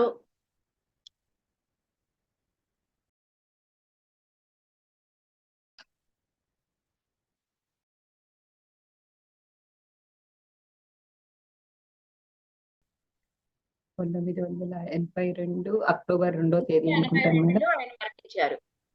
మరణించటం గాదు. అక్టోబర్ 2న 1982లో ఆయన తన తర్వాత చిద్విలాసానంద స్వామికి అంటే ఒక ఆమె ఒక లేడీ ఆమెకి ఈయన యొక్క సిద్ధ యోగాన్ని అప్పచెప్పి తన ఆశ్రమ బాధ్యతలని కూడా అప్పచెప్పి ఆయన సమాధయ్యాడన్నమాట. సిద్ధ సమాధయ్యాడు. ఆయన అంత క్రితం ఇయన్నీ సాధించిన తర్వాత ఎన్నెన్నో దేశాలు వెళ్ళాడు. కాలిఫోర్నియా వెళ్ళి అన్నిటికీ కూడా అన్ని చోట్ల కూడా ఈయన యొక్క జ్ఞానాన్ని బోధిస్తూ, ధ్యానాన్ని అందరికీ అందిస్తూ, అందరికీ కూడా దీక్షలనిస్తూ, అందరికీ కూడా మణి జ్యోతులని వెదజల్లింప చేస్తూ, జ్ఞాన కాంతులతో అనేక రకాలుగా ఆయన సేవ చేస్తూ ప్రతి చోట కూడా ఆయనకి సంబంధించిన ఒక ఆశ్రమాన్ని కడుతూ ఈ రోజుకి కూడా ఆయన గణేశపురిలో ఆయనకి సంబంధించినటువంటి ఒక ఆశ్రమం ఉన్నది. ఆ ఆశ్రమంలో కూడా ఈ రోజుకి కూడా మనకి ఈ దీక్షలు, ధ్యానాలు మరి ఈ జ్ఞాన పరంపరలు కొనసాగుతానే ఉన్నాయి. అటువంటి వాళ్ళ మధ్య మనము కూడా సాధన చేస్తూ ఇటువంటి జ్ఞానాన్ని పొందుతూ ఈ మనం ఉండటం నిజంగా మనకి ఎంత అదృష్టం అండి మనము. ఎంత అదృష్టవంతులము. ఆ అదృష్టంలో కూడా అమ్మా నువ్వింత కష్టపడొద్దమ్మా. చక్కగా కళ్ళు మూసుకొని నీ శ్వాస నువ్వు పెట్టుకోమ్మా అని చెప్పేసని పత్రిజీ గారు చాలా సులభతరంగా మనకి చాలా చక్కగా ఒక చాక్లెట్ అంటే పొరని తీసి కాగితం తీసి మనకి చక్కటి తీయటి బిళ్ళని నోట్లో పెట్టినట్టు పెట్టారు. దానికి కూడా మనకి ఎంత ఒళ్ళు బద్ధకం అంటే ఇవాళ చేశాంగా ఇంక చాలు ఈ రోజుకి చాలు అని మనము సర్దుకుపోతుంటాం. ఇలా అంటే ఏంటంటే ఇక్కడ మనము అసలకి నా ధ్యానం అనేది ఎట్లా స్టార్ట్ అయిందో మీకు తెలుసా? నేను ధ్యానంలోకి ఎలా వచ్చానంటే ఒక డెంటిస్ట్ దగ్గరికెళ్ళానండి. డెంటిస్ట్ దగ్గరికెళ్తే కూర్చున్నాను జస్ట్. కూర్చుంటే లక్ష్మి గారు మీరేం ఎప్పుడు కూడా డల్‌గా ఉంటారు.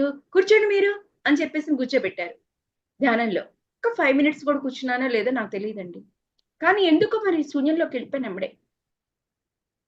వెళ్ళిపోయిన తర్వాత నేను అమ్మవారి చేతిలో ఒక చిన్న పాపలాగా ఆడుతున్నాను. కళ్ళు తెరవమన్నారు. కళ్ళు తెరిచాను. కళ్ళు తెరిచిన తర్వాత లక్ష్మి గారు అమ్మవారు మీకు ఎలా కనిపించారని అడిగింది ఆవిడ. అడిగితే ఇదేంట్రా నాకు కనిపించిన దృశ్యం ఈమె చెప్తున్నారు, ఎవడికెలా తెలుసు? ఓహో దీంట్లో ఏదో ఉందని చెప్పేసని ఆ రోజు నుంచి ధ్యానం ఏం చేశామండి, చాక్లెట్ ఇచ్చినట్టుగా ఆ అమ్మ చిశక్తి మాత నాకు ఒక చిన్న చాక్లెట్ ఇచ్చింది. ఈ విధంగా మనకేంటంటే ఈ చిశక్తి అనేది ఎట్లా ఉంటదంటే రకరకాలుగా ఉంటదండి. కొంతమంది ఒక్కొక్క శరీరం తీరిని బట్టి ఉంటది. పెద్దగా అరుస్తారు, తలలూపుతుంటారు, ఉలిక్కి పడుతుంటారు, తలవాల్చేస్తుంటారు, ఇట్లా అంటుంటారు, దొర్లుతుంటారు, కప్పగెంతులు వేస్తుంటారు, పాటలు పాడుతుంటారట, ఏడుస్తుంటారట, చొల్లుగా అరుస్తుంటారు, గుర్రు పెడుతుంటారు. అంటే మన పోయి ఏదో వస్తుంటదనమాట సంథింగ్ ఏదో. ఆ విధమైనటువంటి ఆ శక్తిపాతం అనేది మనకి బ్రహ్మనాడి గుండా లోపలికి పారుతూ ఉన్నప్పుడు మన శరీరంలో ఉండేటువంటి ఈ రకరకాల మార్పులన్నమాట. ఈ మార్పులన్నిటినీ కూడా తట్టుకొని మనము కనుక ఆ ముక్తానందుల వారి వరే ధ్యానం చేసుకుంటూ ఉంటే మనలో ఉన్నటువంటి 72,000 నాడులు కూడా శుద్ధి పడతాయి. ఇది డామ్ షూర్. ఈ విధంగా మనకు గనక శుద్ధి పడినట్లయితే ఖచ్చితంగా మనము కూడా చక్కటి సమాధి స్థితిలోకి వెళ్ళగలిగేటువంటి భాగ్యం మనకొస్తుందండి. ధ్యానం చేయాలి, ధ్యానం చేయాలి, ధ్యానం చేయాలి. ఆ ధ్యానంతో పాటి నాకు ఈ మధ్యన వచ్చినటువంటి ఒక చిన్న మెసేజ్ అండి, ఓంకారం. ఆ ఓంకారం చదవమ్మా అని చెప్పేసని నాకు ధ్యానంలో వచ్చింది. ఆవు మాలు అని చెప్పేసని ఆవు మాలతో ఎలా చదవాలి అనేది కూడా నాకు తెలియచేసి, ఈ విధంగా నాకు వచ్చిందనమాట. ఒక మరి కాలాతీతమైనట్టుంది. దాని గురించి చెప్పాలంటే తర్వాత ఎప్పుడైనా అవకాశం ఉన్నప్పుడు చెప్తాను. ఓకే. ఈ విధంగా మనమందరము కూడా ఈ ఓంకారం మొట్టమొదటగా నేను చేశాను చూడండి ఓంకారము. ఒక్కసారి నేను చేస్తాను, మీరు గమనించండి. అంటే ఓహ్! అలా చేస్తారు అందరూ కదా! అలా కాకుండా ఓహ్!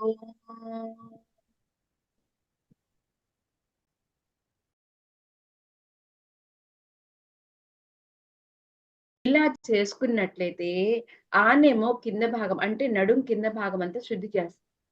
ఊనేమో మనకి నడుము దగ్గర నుంచి గొంతు వరకు శుద్ధి చేస్తుంది. మానేమో మన యొక్క ఈ తల భాగం అంతా శుద్ధి చేస్తుంది. ఈ విధంగా మీరు కూడా ఈ విధంగా అంటే ఈరోజు ముక్తానందుల వారి యొక్క దివ్య అనుభవాలని, ఆయన యొక్క జీవితాన్ని మనము కూడా ఏం చేసుకుంటారంటే ఒక ప్రేరణగా తీసుకుంటూ ఈ ఓంకారాన్ని జపిస్తూ మనము కూడా తరిద్దాం. ఆ పత్రిజీ గారి యొక్క దివ్య ప్రణాళికలో మనం కూడా భాగస్వాములమవుదాం. Thank you madam. ఇటువంటి సాహసాన్ని చేసినందుకు ముక్తానందుల వారికి ఈ అవకాశం ఇచ్చినందుకు మీకు వేల వేల కృతజ్ఞతలు. థ్యాంక్ యూ అండి. అద్భుతమమ్మా ముక్తానందుల జీవితం అనేసి పెట్టారు. రమణేష్ గారు మాట్లాడండి.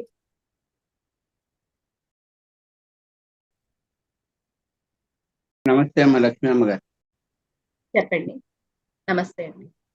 ఈ చాలా రోజుల తర్వాత పిఎంసి డిజిటల్ ద్వారా మిమ్మల్ని చూసే భాగ్యం కలిగిందమ్మా. Thank you madam. ఎందుకంటే తెలుసుకునే వరకు సమాజానికి తెలపకు, తెలుసుకున్న తర్వాత సమాజాన్ని భరద్వాజ మాస్టర్ చెప్పారు. పత్రి గారు ఏ తెలిస్తే ఏ చెప్పండి, బి నేర్చుకోండి. ఉన్న స్థితి నుంచి ఉన్న స్థితికి ఎదగాలంటే పై మెట్టుకి ఎక్కాలంటే కింద మెట్టు కొంచెం తొక్కాలండి. అలా మీరు ముక్తానంద పుస్తకం చెప్పడం చాలా భాగ్యం అమ్మ. మనకి నక్షత్ర మిత్రుల పుస్తకంలో ఏం చెప్తారంటే, ఈ పుస్తకం కానీ మీరు చదివినట్లయితే 1,00,000 సంవత్సరాల మీ జ్ఞాపకాలన్నీ మేలుకొస్తాం. అందుకే మన మాటలు చెప్పినప్పుడు వాళ్ళలో ఆ లోపల జాగృతం అవుతారు. అందుకే మన మాటలు చెప్పాలని నక్షత్ర మిత్రులు చెప్పారు. చాలా సంతోషం అమ్మా మీ సేవలు. ఎవరైనా ఏ పుస్తకం చెప్తే ఆ పుస్తకం నేను ఈ జీవితంలో చదివినప్పుడు అవన్నీ గుర్తొస్తాయి. నా జీవితాన్ని బాగా పండించిన పుస్తకం ఏంటంటే చిత్శక్తి విలాసం. వారు ధ్యానంలో అనుభవాలు చెప్పొద్దన్నా సరే అది చెప్పారు. సార్ జూమ్లో ఉన్న వ్యక్తులు కానీ, యూట్యూబ్లో ఉన్న వ్యక్తులు కానీ దయచేసి చిన్న మనవి చేసుకుంటున్నాను. కెమెరా ఆన్ చేసినప్పుడు కొంచెం సప్లై వేసుకొని రావాలి సార్. ఎందుకంటే మనం ప్రపంచానికి కనబడతాం. షర్ట్లు వేసుకోవాలి. మాస్టర్ ఎవరు ఉన్నారు? GSN sir. మనం షర్ట్ వేసుకొని రావాల్సిందిగా కోరుకుంటున్నాను సార్. మీరు ఎవరో తెలియదు, పెద్దవారు కాబట్టి. ఇది ప్రపంచం అంతా లైవ్ వెళ్తుంది కాబట్టి కొంచెం షర్ట్ అంటే మనకు కొంచెం, ఎందుకంటే కెమెరా ముందుకు వచ్చినప్పుడు తయారవ్వాలి. అసలు యాక్చువల్లీ కెమెరా అనేది సామాన్యుడికి వచ్చింది. పూర్వం రోజుల్లో ఏసీ రూములు ఉండి పెద్ద కార్పొరేట్స్ డబ్బులు ఉన్న వాళ్ళు ఒక స్కైప్ అనే దాంట్లో మాట్లాడుకునేవారు. మరి కలిసే కాలం వచ్చినప్పుడు నడిచొచ్చి కొడుకు పడతారట. మనకి జియో కూడా చక్కగా వచ్చింది మనకి. అంటే అన్నిదా భావించకండి. ఎవరైనా సరే ఉన్న వ్యక్తులు ఉంటే మీ అందరినీ ఒకటే కోరుకుంటున్నాను. నాకు వార్తాలాపం అనే పుస్తకం దొరికింది, 1000 పేజీలు. వారు ఇద్దరు సంవాదం మాట, నిత్యానంద ముక్తానంద. అమ్మ లక్ష్మమ్మ గారు, ఈ సందర్భంగా నాకున్న అనుభవం పంచుకుంటున్నానమ్మా. మీరు ఎంతో విస్తారంగా చెప్పారు, కానీ అనుభవం ఎందుకు పంచుకోవాలంటే సందర్భం వచ్చింది కూడా గుర్తు చేసుకోవాలి. అదే మనకి ప్రజ్ఞ అంటారు. ప్రజ్ఞ అంటే ఎలాంటిదంటే అప్పటికప్పుడు గుర్తొస్తుంటాయి అన్నమాట. ఇవన్నీ ఇవ్వడానికి మనం సిద్ధంగా ఉన్నాం, కానీ పుచ్చుకోవడానికి ఎవరున్నారో లేదు తెలియదు. ఎందుకంటే మనం మాట్లాడి ఊరుకోవాలి. గురువులు కూడా మాట్లాడతారట, తర్వాత మౌనం వహించేస్తారట. ఎందుకంటే యజమాని మాట వినలేదు అనుకోండి, యజమాని ఏం చేస్తాడు? ముందు మాట్లాడడం మానేస్తాడు కొన్నాళ్ళు ఇంట్లో. ఇంకా కోపం వస్తే మందలిస్తాడు, ఇంకా కోపం వస్తే ఇల్లు వెళ్ళిపోతాడు. అవునా కాదమ్మా? ఎందరో మహాత్ములు వేల సంవత్సరాల నుంచి మనకి బోధించడానికి వచ్చారు. మరి ఎవరో కరకపూరి మేడం గారు ఉన్నారు, అలాగే లక్ష్మీ మేడం గారు ఉన్నారు. వీళ్ళంతా ఎంతో సాధన ఉన్నారు. వీలైతే మీ నెంబర్ని మన అనిత గారికి ఇవ్వండి అమ్మా. దయచేసి నిరంతరం వస్తున్నారు కాబట్టి నిరంతరం వచ్చినప్పుడు ఎరుకొస్తుంది. ఇంకా చాలా మంది మాస్టర్లు ఉన్నారు. వీలైతే దయచేసి మీరు ఏం చేయాలంటే, సమయాన్ని ఇస్తున్నారు, ప్రతిభని ఇస్తున్నారు. మనం ప్రతిభని పెంచుకోకుండా పంచుకోలేమట. ఇప్పుడు అమ్మగారు ఇంత బాగా చెప్పారంటే మన జోబీలో 100 రూపాయలు ఉంటేనే 50 రూపాయలు ఇవ్వగలం. అనంతమైన జ్ఞానాన్ని ఇస్తున్నారంటే ఆ మాటలు ముత్తినే తయారవ్వాలండి. ఎందుకంటే ఎందరో మహానుభావులని క్యాసెట్ వింటే మహా ఆశయాలు అందరికీ ఉంటాయట, మహానుభావులు అయిపోతారట. కానీ మధ్యలో మహా సాధన ఉంటుందట. తప్పనిసరిగా వినండి. ఎందరో మహానుభావులు. మీకు ఎవరికైనా సరే, మీకు కానీ మీ ప్రాంతాల్లో కానీ మీకు తెలిసిన ప్రపంచం కానీ ఎవరికైనా ఏ సమాచారం కావాలన్నా నేను ఎప్పుడూ అందుబాటులో ఉన్నాను. పత్రి గారి ఆశయం కోసం జీవిస్తున్న భాగ్యం నాకు కలిగింది. నిన్నే మనకి మరి సరిపల్లి గురువు గారు కూడా వచ్చారు. ఇప్పుడు జూమ్లో కూడా ఉన్నారు. వారికి ఒకసారి ఆత్మ ప్రమాణాలు చెప్పుకుంటున్నాం. ఎందుకంటే లక్ష్మి గారు ఈరోజు ముక్తానంద్ అంటే సాధనకి ప్రతిరూపం అండి వారు. ఇప్పుడు సరిపల్లి గురువు గారు కూడా సాధన ప్రతిరూపం. నేను 20 సంవత్సరాల క్రితమే వారిని కలిసిన. అప్పటికే యోగాలో గొప్ప స్థితిలో ఉండేవారు. మరి రేపు రాబోతున్నారు వారి తల అనుభవాలు వినడానికి. అందరూ కూడా మరి కొంచెం మీ మిత్రులు చెప్పండి. వారితో నిన్న ప్రత్యక్షంగా మా ఇంట్లో కలిసే భాగ్యం నాకు కలిగింది. మేము ఉన్నది 1 కిలోమీటర్, 1/2 కిలోమీటర్ లోపల ఉన్నాం, కానీ కలలేకపోయాం సంవత్సరంన్నర బట్టి నుండి. ఇలా చెప్పుకుని చాలా సమయం అయిపోద్ది. ముఖ్యంగా నిత్యానంద పుస్తకం మనకి చిత్శక్తి విలాసం పత్రి గారు ప్రతి ఒక్క సాధకుడికి చదవమన్నారు. ఇప్పుడు ఇందాక అమ్మగారు చెప్పారు రకరకాల అనుభవాలు. అమ్మ మేము ప్రత్యక్షం చూసాము మా అనుభవాలు. ముఖ్యంగా పిల్లలతో చేయించినప్పుడు ఎక్కువసేపు చేయించకండి. ఈ అనుభవాలు వచ్చేస్తే తొందరగా. వాళ్ళు ప్యూర్ మైండ్తో ఉంటారు. మా పెందుర్తిలో ఒక హై స్కూల్లో పెడితే మొత్తం ఊగిపోయారమ్మా. ఎక్కడి నుంచి ఆడు దొరిలెత్తుండారు. ఒక అతను అంటాడు, ఏంటండి ఎప్పుడు ధ్యానం చేసినా పడుకుని పోతున్నా, నోట్లో చొంగ వచ్చేస్తుంది అన్నాడు. ఒరే బాబు నువ్వు ట్రావెల్స్ లో నిద్ర వచ్చేస్తుంది అంటున్నాడు ఒక అతను. నిద్ర కాదురా బాబు, ఆలోచన లేని స్థితి. అసలు ధ్యానం అంటే ఈవేళ అమ్మ ఒక్క మాట చెప్పాలనుకుంటున్నాను తెల్ల అనిత గారు పర్మిషన్ ఇస్తే. ధ్యానం అంటే ఒక్క నిమిషం వేరే విషయాలు కాకుండా డైరెక్ట్ చెప్పండి. గురువు గారు కూడా మాట్లాడటానికి రెడీగా ఉన్నారు. ఒక 2 నిమిషాలు. వేరే విషయాలు చెప్పలేదు గురువు గారు. చూశాను. ఎందుకంటే వేరే విషయాలు కాదు చెప్పాలి. శ్వాస మీద ధ్యాస అనేది చెప్పి లేదండి గురువు గారు. ధ్యానం అంటే ధ్యానము, సూక్ష్మ శరీర ధ్యానం సాధనే ధ్యానం అన్నారు. దీనికి పత్రి గారు 5 స్టెప్స్ ఇచ్చారు. అందుకే నేను ఇలాంటి సమయం దొరకదు కాబట్టి నెంబర్ ఇచ్చాను 9052172135. అంటే భగవంతుడి బంగారం మూట ముందుని పడేసిన కళ్ళు మొత్తం దాటేస్తుంది. అంటే ఎవరిని విమర్శించట్లేదు, నా బాధను చెప్పుకుంటున్నాను. ఎందుకంటే పిల్లడు అన్నం తినకపోతే తల్లి ఎంత బాధపడిపోద్ది. పిల్లడు ఎదగాలి కదమ్మా. అమ్మ లక్ష్మమ్మ గారు గురువులందరూ అంత తపన పడుతున్నారమ్మా. వారు అవునండి. అయితే శ్వాస మీద చేస్తే ఉండిపోకూడదండి. శ్వాస మీద చేస్తే రెండో స్టెప్ పత్రిక గారు చెప్పారు, ఆలోచన రహిత స్థితి. మూడో స్టెప్ లోకి వెళ్ళాలి మనం, విశ్వశక్తి ఆవాహనము. నాలుగో స్టెప్ లోకి వెళ్ళాలి, నాడీ మండల శుద్ధి. ఈ 4 స్టెప్స్ దాటితే అప్పుడు దివ్యచక్షు ఉత్తేజం అయిపోతుంది. థర్డ్ ఐ అంటే ఈ 5 స్టెప్స్ ఉన్నాయండి. మరి అంత సాధన ఉంది మనకి, చెప్పారు. ఈ జూమ్ లో 5 నిమిషాలు కాదు, ఎందుకంటే ఒక వస్తువు గురించి యాడ్ ఇస్తారు. ఈ యాడ్ ఇచ్చిన తర్వాత వస్తువు కోసం పరిగెడతాం, అవునా కాదా? అందువల్ల సంతోషం మీ అందరికి కూడా. ముఖ్యంగా లక్ష్మమ్మ గారి నెంబర్ మీది ఇవ్వండి అమ్మా. అనుభవాలు అనేక దిక్కలు చెప్తే బాగుంటుందని కోరుకుంటున్నాను. Thank you. అంతే మేడం. అదే అందుకోసం మీ అనుమతి తీసుకోవాలి కదా, అనుమతి తీసుకుని తప్పకుండా అందరికీ థ్యాంక్ యూ అండి. థ్యాంక్ యూ అండి. సరిపల్లి గురువు గారు, మీరు మీ మైక్ బొమ్మ మీద టచ్ చేయండి, మీకు మైక్ ఓపెన్ అవుతుంది, అప్పుడు మీరు మాట్లాడొచ్చు. ఒక్కసారి దాని మీద ఇలా నొక్కండి, వచ్చేస్తుంది.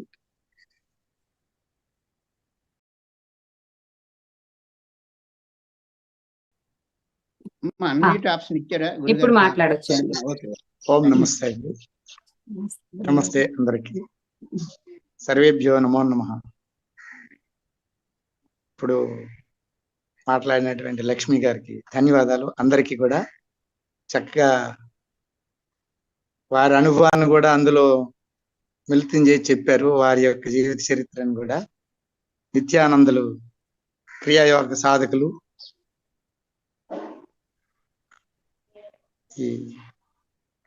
ఈ క్రియాయోగంలో ఇంకా లోతైనటువంటి సబ్జెక్ట్ ఉందండి. ఒక యోగి ఆత్మ కథల నుంచి చాలా విషయాలు ఉన్నాయి. ధన్యవాదాలండి లక్ష్మి గారు.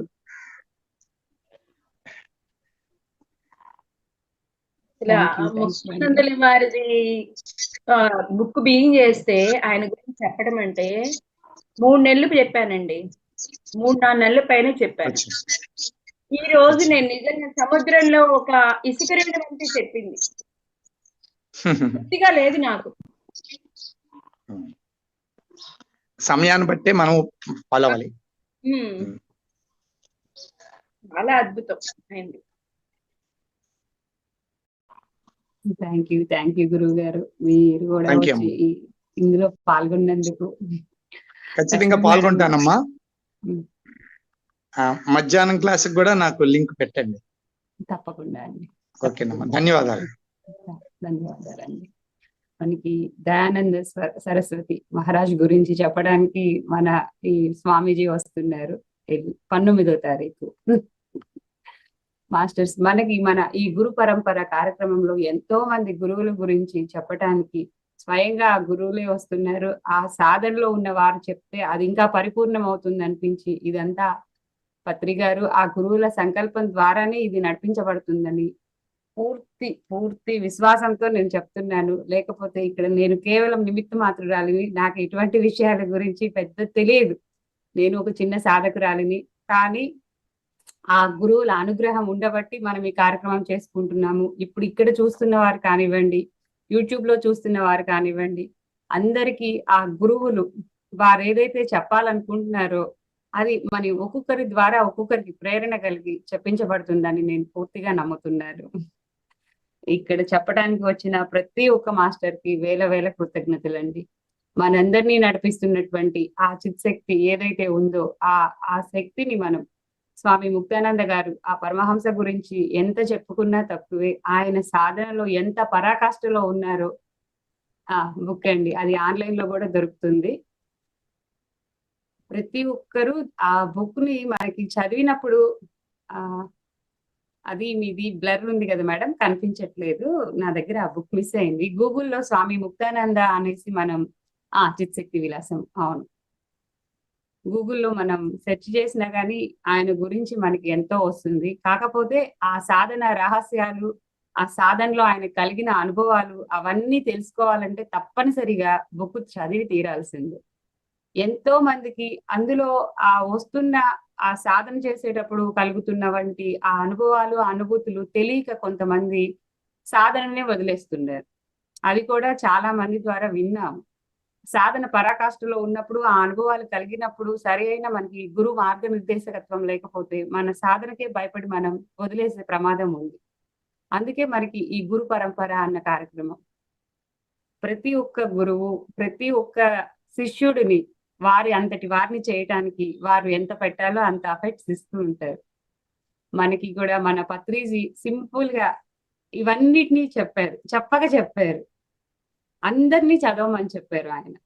అందరినీ చదవమన్నారు, అందరి దగ్గరికి వెళ్ళమన్నారు. ఎక్కడ ఏది నేర్చుకున్నా, ఏది చేసినా మన సాధన అన్నది తప్పనిసరి. ఆ సాధనా ఫలితాలు అనుభవించాలి అంటే మన సాధన చేసుకోవాలి. ఇలాంటి సత్సంగాలు, సజ్జన సాంగత్యాలు, స్వాధ్యాయ పఠనాలు మనలోకి మనం వెళితేనే ఇవన్నీ చేయగలం. మీ అందరూ విలువైన సమయం ఇచ్చి ఇప్పటి వరకు ఉన్నందుకు ధన్యవాదాలు. మనందరి గురువు, జగద్గురువు బ్రహ్మర్షి పితామహ పత్రిజీకి కృతజ్ఞతలు చెప్పుకుంటూ ఈ కార్యక్రమాన్ని ముగించుకుందాం. లక్ష్మీ మేడం, మీకు ప్రత్యేక ధన్యవాదాలండి. చక్కగా అడగగానే సాహసం అని చెప్తూనే ఈ గంట సమయంలో కుదించి చెప్పారు, చక్కగా వివరణాత్మకంగా. మాస్టర్స్, ఈ రోజు మరలా మనకి ఉదయం 11 గంటలకి అనస్థేషియా బుక్ గురించి 11 డేస్ మొదటి వాల్యూమ్ ని మనం 11 డేస్ చేసుకుంటున్నాము. 11 గంటలకి అందరూ జాయిన్ అవ్వండి. నిన్న చిన్న అనివార్య కారణాల వల్ల chit chat with global masters కార్యక్రమం పోస్ట్పోన్ అయింది. ఈ రోజు 4 గంటలకి అది కూడా యథావిధిగా జరుగుతుంది. తప్పనిసరిగా అవకాశం ఉన్న వారందరూ జాయిన్ అవ్వండి. ఈ కార్యక్రమం ఇప్పటికి ఈ సమయానికి సెలవు తీసుకుందాం. మరలా 10 గంటల 45 నిమిషాలకి మనం జూమ్ ఆన్ చేసుకుంటాము. 11 గంటల కార్యక్రమం స్టార్ట్ అవుతుంది. ఏమైనా సందేహాలు ఉంటే ఆ 10:45, 11 మధ్య మనం మాట్లాడుకోవచ్చు. ఈ కార్యక్రమాన్ని ఇంతటితో ముగించుకుందాం.